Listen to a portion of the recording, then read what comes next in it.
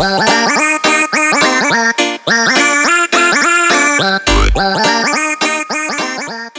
bonjour tout le monde, on se retrouve alors pour une nouvelle vidéo. Donc aujourd'hui, on va vous faire des cordons bleus simples et des revisités. Comme d'habitude, hein. Comme d'habitude, À notre façon. à notre façon.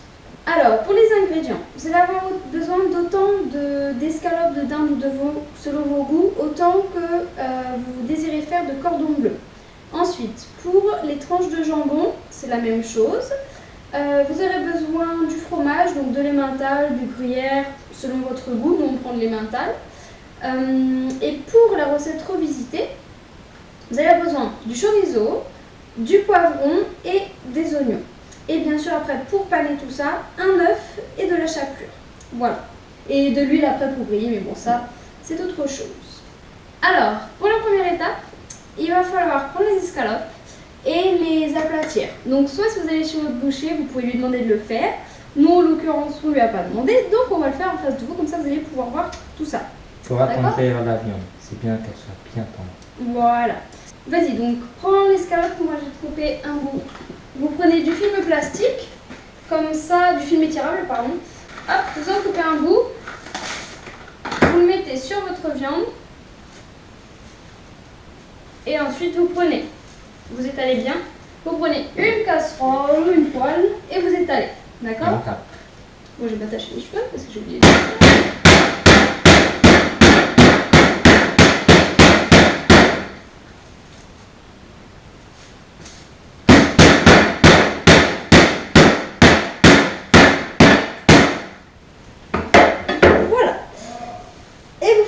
Chaque tranche d'escalope, donc autant que vous en avez besoin.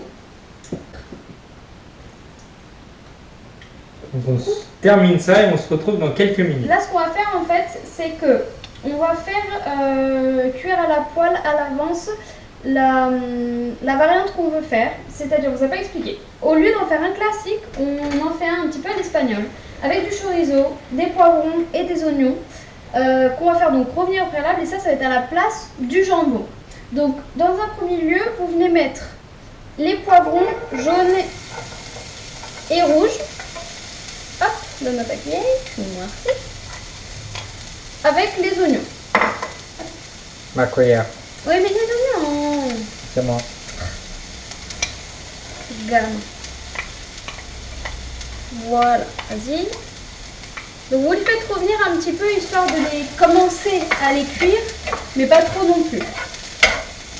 Donc en plus, on va mettre, pour faire cuire les poivrons, revenir un petit peu de sel, un tout petit chouille, et un petit peu de poivre. Hop. Voilà. Donc, maintenant qu'on a fait revenir, on va pouvoir mettre le chorizo qu'on a coupé en tout petits morceaux. D'accord? Ta cuillère. Hop. Voilà. Alors nous on a pris du chorizo fort. Après ça dépend si vous aimez quand ça pique ou pas. Parce que c'est sûr qu'en cuisant ça va peut-être piquer un peu plus. Donc selon vos goûts, prenez chorizo doux ou fort, vous voyez. Ou extra fort. Ou extra fort, mais là après il y a avoir de goût. Hein. Il faut se dire aussi qu'avec l'escalope, ça va jouer sur le goût. L'escalope, et le fromage vont atténuer un petit peu le piquant. Le côté épicé du chorizo. Mais bon, pas non plus des masses. Donc, si ça va pas le faire disparaître, si ça c'est sûr. Si vous n'aimez pas du tout le piquant, prenez pas du fort. Voilà. Bon, on finit et on vous montre le résultat dans quelques minutes. Encore une fois. Ça sera bien bon, bien. Pendant qu'il finit la cuisson, encore quelques secondes de la poêlée, moi je viens battre un œuf dans un bol et ça va nous servir pour après avec la chapelure. Hop, voilà. Vous mettez l'œuf. Tac, vous battez. Et moi je viens remettre un petit peu de sel et de poivre avec. Tac. Un petit chouille de sel. Et si vous avez du poivre en grain, c'est un peu mieux que du poivre comme ça. Parce que des fois ça peut donner un peu plus de goût, mais bon, c'est comme vous voulez.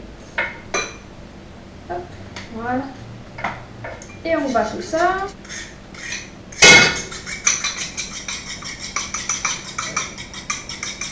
Vous avez intérêt à la faire. Hein. cette recette parce que franchement, elle a l'air délicieuse. Voilà, une fois que le filet est bien battu, pour que ce soit plus pratique pour après mettre les escalopes dedans, vous venez le mettre dans une assiette. Maintenant, on va montrer la préparation. Pendant que lui il fait, tu fais laquelle? La simple ou la normale? Je vais faire la version chorizo. Chorizo, bah, bien Ça me sûr. donne envie. Et en plus, tu prends la grosse, tu me laisses la petite. Merci.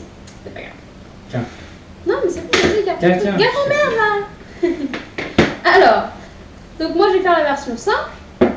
Donc dans les deux cas, vous prenez d'abord. Oh putain, c'était pas ça. Vous prenez d'abord votre escalope. Vous l'étirez bien sur votre planche, d'accord?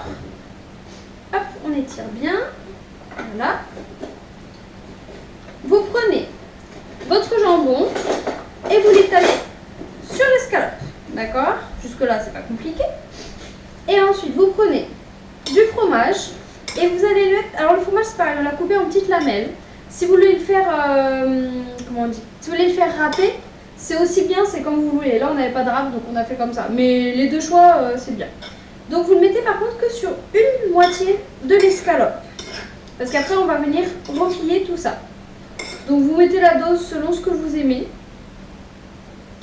Selon ce qui vous convient. Lui, il aime avec un peu moins de fromage. Moi, j'aime avec beaucoup de fromage. Donc, voilà. Hop. Comme ça, ou un peu plus, ou un peu moins? Ce sera le tien. Donc mets pour toi. Ah ouais, d'accord. Donc, l'autre, il se prend le truc au chorizo, et puis moi, le truc de banane. D'accord, merci. Non, mais c'est bon, j'ai compris. C'est pas grave. J'ai compris, j'ai compris. Bon, moi je vais m'occuper du chorizo du coup. Donc pour celui-ci, sans jambon. Parce que la Donc, garniture, ça remplace le jambon en voilà. fait. Donc vous l'étalez sur la moitié de l'escalope. 2 bonnes grosses cuillères, voire 3. Ça dépend de Après, ça l'escalope dépend en de votre fait. escalope. Voilà. On met bien. Après, donc vous mettez du fromage, plus ou moins selon vos envies. Moi j'aime quand il n'y en a pas trop. Je suis pas trop fan du fromage. Voilà. Ok. Donc après, l'étape suivante, ça va être de venir replier l'escalope sur elle-même. Vous essayez de faire un truc assez joli, comme un vrai cordon bleu bien industriel. Hein, voilà. Donc, hop, vous prenez, vous essayez de replier par le dessous un petit peu. Vous modelez, on va dire, votre escalope. Et puis, la petite astuce après, pour éviter que ça s'ouvre dans votre poêle quand Durant vous la le faire cuisson. chauffer, voilà, durant la cuisson. Vous mettez des petits cure-dents. Voilà. Hop, vous faites de la couture, un coup en dessous, un coup au-dessus, un coup en dessous, un coup au-dessus. Tac. Ah, j'ai raté. Ouais, j'ai un morceau de fromage qui ne veut pas rentrer. Il a voulu s'échapper. Oh le petit saligo. Alors, donc maintenant, ils sont bien faits. Et en fait, on a première assiette avec l'œuf. Donc on trempe notre cordon bleu dans l'œuf. Surtout, vous n'hésitez pas, vous trempez bien pour que la chapelure elle colle bien dedans aussi après. Ok. Et ensuite, vous mettez gorgerie dans la chapelure. Donc là, c'est pareil. Vous en mettez bien dessus, vous n'hésitez pas pour que ça grille bien. Parce qu'en plus, quand ça grille, ça en perd un petit peu. Donc, vous avez bien la main lourde là-dessus. Voilà, ça se nettoie. Voilà. Hop, et après, vous mettez dans un récipient avant d'aller faire cuire. Voilà. Et donc maintenant, on va se retrouver une fois de plus au fourneau pour faire griller tout ça. On a fait préchauffer un petit peu la poêle avec l'huile. Vous mettez une petite dose d'huile quand même. Pas autant que si vous allez faire des frites, des choses comme ça, mais un petit fond. Et ensuite, vous mettez tout simplement les cordons bleus dedans. Bon, par contre, ça va faire du bruit. Voilà. Donc on va se retrouver dans quelques Une minutes. fois que ce sera cuit, et juste vous dire que la chose principale, c'est toujours les retourner, sinon ça crame. Donc, un Et le et deuxième. le deuxième. Voilà. Vous laissez un petit instant. Pareil, l'autre côté, vous laisserez un petit instant. Et après, souvent, retourner, mettre un peu sur les côtés pour bien que ça cuise aussi ici, les côtés. D'accord? Et on se retrouve à la fin, une fois que c'est bien cuit, pour voir le résultat. À tout de suite. Alors, on vous retrouve maintenant que c'est bien cuit. Donc, vous avez le résultat là, les deux. Celui-là, c'est le normal et celui-là, il est plus bombé. C'est celui au chorizo. Donc, je laisse le soin de découper. Hein? Tu veux goûter lequel d'abord? Moi, j'ai goûté le normal. Bon, faire attention parce que au début, si vous vous souvenez bien, quand on les a fait, on a mis des cure-dents. Donc, bah voilà. Le mieux, quand vous servez, c'est de les enlever et faire le service. Mais ça, c'est un peu chiant à enlever. Donc, voilà quoi. Bon, on mangera de vraiment l'autre nul. côté. Voilà. Franchement, ça sert à quelque chose d'aller à la salle, hein, moi je vous le dis.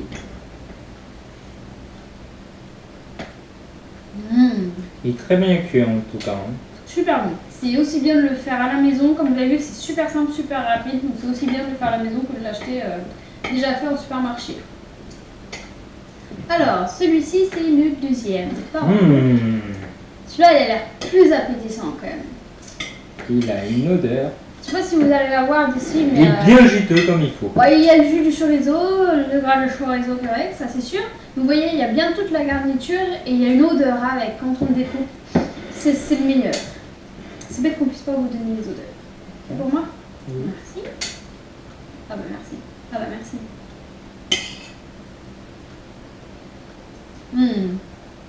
Il est super bon. Ça, faut que vous le fassiez. Il n'y a pas le choix de toute façon.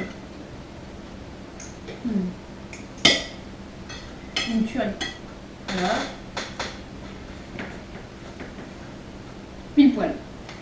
Comme il faut.